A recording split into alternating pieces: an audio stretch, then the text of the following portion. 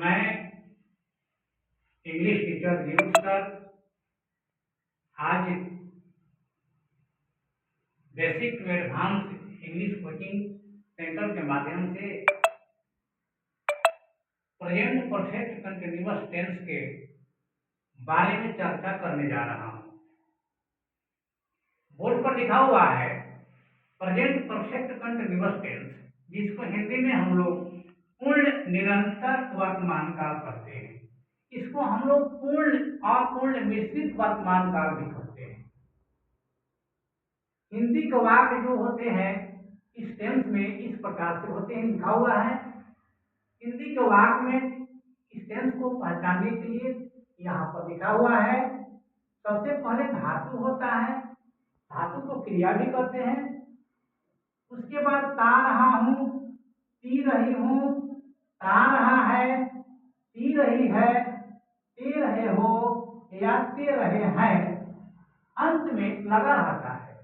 कभी कभी हिंदी के वाक्य में ये जो लिखा है ता ती नहीं लग रहा है, लेकिन टेंस को पढ़ने से यह पता चलता है कि जो क्रिया है हो रही है, लगातार हो रही है।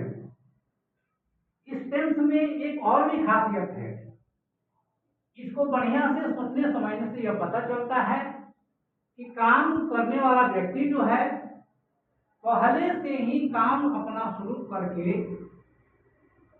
वर्तमान काल में यानी प्रेजेंट टेंस में अपने काम को जारी रखता है। इस प्रकार के सेंटेंस को इंग्लिश में हम लोग इस प्रकार से बनाते हैं, जैसे कि यहाँ पर स्ट्रक्चर लिखा हुआ है स्वीकारात्मक वाक्य के लिए, अफर्मेटिव सेंटेंस के लिए। सबसे पहले हम लोग हैव बीन का प्रयोग करते हैं या हैज बीन का प्रयोग करते हैं। इन दोनों में से कोई एक लगाएंगे सब्जेक्ट के नंबर और पर्सन के अनुसार। उसके बाद भी फोर का प्रयोग करते हैं। उसके बाद अदर वर्ड्स सीखते हैं। अदर वर्ड्स में बहुत सारे चीज आ जाते हैं, ऑब्जेक्ट भी आ जाते हैं या टाइम वाले भी शब्द भी आ जाते हैं।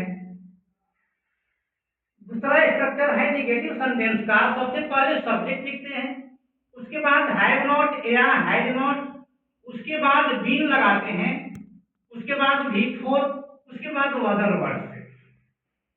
तीसरा स्ट्रक्चर है इंट्रोगेटिव है, क्वेश्चन वाला है, यस नो क्वेश्चन का। सबसे पहले हैव या हैज लगाएंगे, उसके बाद सब्जेक्ट, उसके बाद बीन, उसके बाद वर्ब का चौथा रूप, उसके बाद अदर वर्ड्स।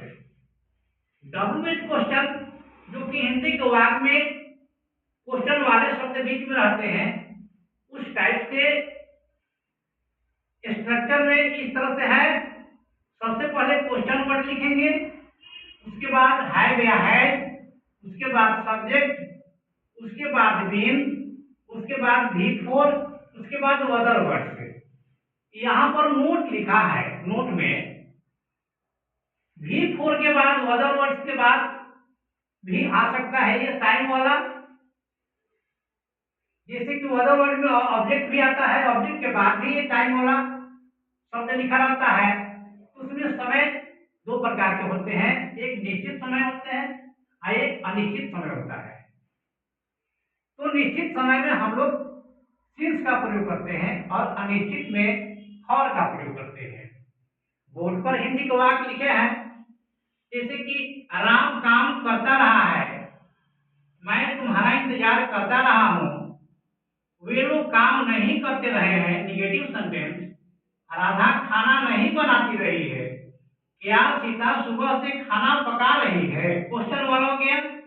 तुम 2 दिनों से क्या कर रहे हो, मोहन 4 बजे से क्यों रो रहा है, आप 4 महीनों से यहाँ कैसे रह रहे हैं, मैं 1 सप्ताह से यह काम कर रहा हूँ, रोहन 2 वर्षों से अपना घर बना रहा है।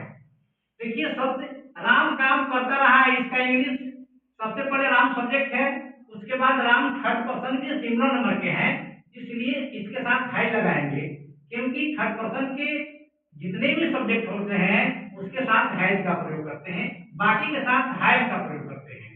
बना है राम हैज बीन वर्किंग। दूसरा वाक्य में है I have been waiting for you. वे लोग काम नहीं करते रहे हैं। They have not been working. Radha खाना नहीं बनाती रही है। Radha has not been cooking food. यहाँ सीता सुबह से खाना पका रही है। Has Sita been cooking food since morning. Morning माने सुबह होता है। सुबह एक निश्चित समय है, इसलिए इसके पहले सिंस का प्रयोग किया गया है। यहाँ सिंस और फॉर का हिंदी हम लोग से लिखते हैं। तुम 2 दिनों से क्या कर रहे हो? क्वेश्चन वाला वर्ड आ गया बीच में। सबसे पहले इसी को हम लोग बनाते हैं इस स्ट्रक्चर के अनुसार। What have you been doing for 2 days? 2 दिन जो है यह अनिश्चित समय होता है। मोहन 4 बजे से क्यों रो रहा है? Why has Mohan been weeping since 4 o'clock? बजना शब्द जो है निश्चित समय है। आप 4 महीनों से यहाँ कैसे रह रहे हैं? 4 महीना जो है इसमें अनिश्चित समय है, इसलिए इसको इस तरह बनाएंगे। Why have you been living here for 4 months? मैं 1 सप्ताह से यह काम कर रहा हूँ।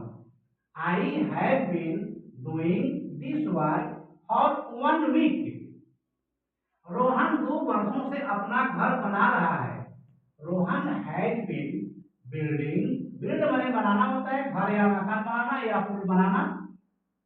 Rohan has been building his house for 2 years.